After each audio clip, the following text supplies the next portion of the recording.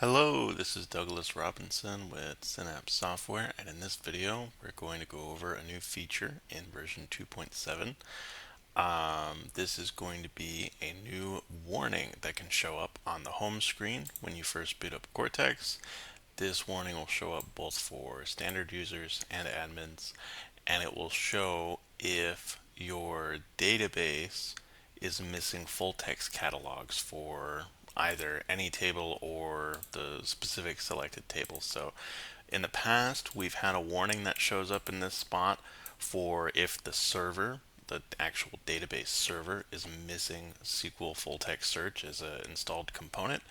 But we've also now added a warning for if the database has full text, but for some reason the individual table is missing full text search.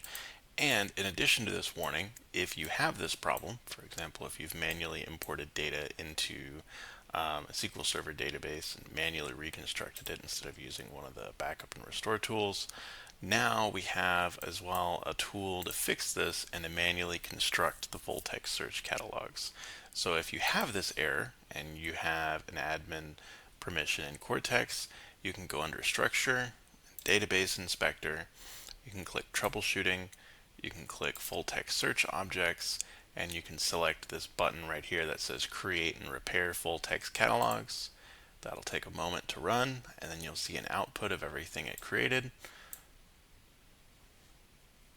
If I go back here to the search page, now I can use full text search, which is great. The other thing that screen will allow you to do is you can see a list of all of the business objects that support full text search. These are the ones that have the checkbox marked on them for full text search. And you can also see the actual SQL table names and column names, so the internal storage names for the tables and fields for the business objects instead of the business object names. Now, these are usually pretty close to what the actual business object names are, but if you have a system with multiple different cultures and languages, you might have the business you might be used to seeing the business object names in one language when they're actually stored in a different language in the database.